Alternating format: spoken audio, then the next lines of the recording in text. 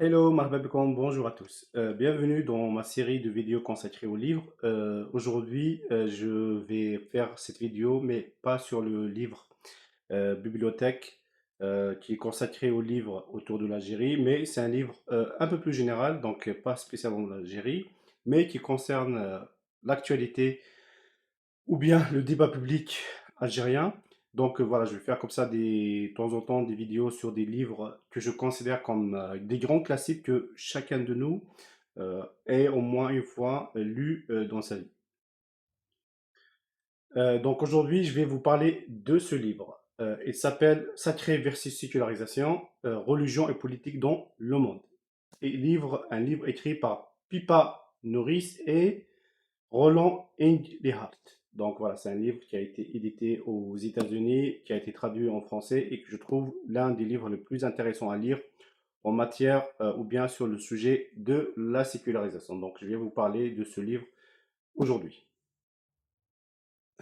Donc avant de revenir au contenu du livre, je ne sais pas si vous avez remarqué que l'un des sujets structurants du débat politique et du débat public en général en Algérie et en Afrique du Nord, c'est la question religieuse. En fait, on trouve ce débat un peu partout, dans la rue, dans les médias, mais surtout dans les réseaux sociaux. Et principalement, par exemple, sur TikTok, si vous avez remarqué que l'un des sujets où des lives qui attirent le plus de monde ou qui a le plus d'interactions, c'est le sujet consacré à la question religieuse.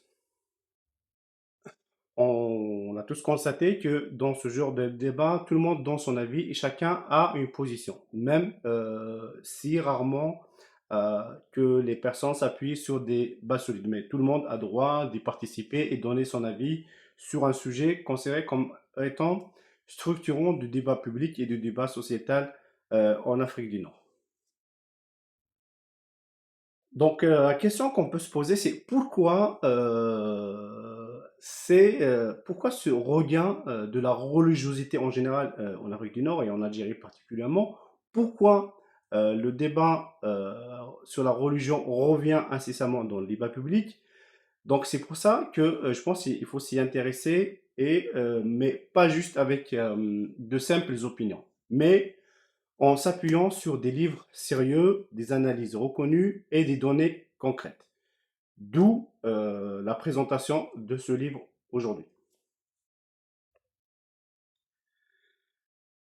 En fait, si on s'intéresse sur la question de la sécularité, d'ailleurs qu'aujourd'hui je me réjouis quand on parle de la sécularité, maintenant de plus en plus de personnes comprennent le concept et essayent d'aller en profondeur pour le décortiquer et comprendre pourquoi la société nord-africaine vit une période importante dans son histoire, qui est une période de transition où la sécularisation de la société est assez présente. Donc la question de la sécularité est un sujet conducteur qui peut nous permettre de comprendre la question de la religion et le débat sur la question religieuse en Afrique du Nord. Donc, quand on s'intéresse à la question de la sécularité, il y a pour moi deux livres, trois grands livres classiques qui ont été produits, qui sont très très importants pour comprendre cette notion de sécularité, même si chaque auteur a utilisé un angle différent pour nous expliquer pourquoi la subsistance du religieux ou bien sa disparition. Donc voilà, c'est trois livres qui sont considérés comme des livres références et des livres classiques que je vais vous faire partager et aussi vous les faire découvrir. Donc principalement, il y a le livre de Richard Taylor, le Canadien, qui est le Secular Age, qui a été traduit en français. Il y a le livre de Marcel Gaucher, le français, qui s'appelle le désenchantement du monde. Et aujourd'hui, c'est le livre que je vais vous présenter, et le troisième livre, qui est le livre Sacred and Secular de Pippa Norris et Ronald Ingerhard. Donc, c'est trois livres qui sont considérés pour moi, et pas que, comme des livres essentiels pour comprendre cette notion de la sécularité dans le monde. Donc le livre de Taylor et de Marcel Gaucher, je vais les présenter prochainement, mais aujourd'hui je vais commencer par ce livre de Pippa Norris et Ronald Inglehart parce que c'est un livre un peu plus facile d'accès, il est beaucoup plus récent et un livre destiné et au grand public. Donc voilà, c'est un livre avec beaucoup de données qui nous permet vraiment de comprendre la réalité de la sécularisation dans le monde et qu'on peut aussi faire un zoom sur l'Algérie et les pays à majorité musulmane parce que le livre il consacre un chapitre entier.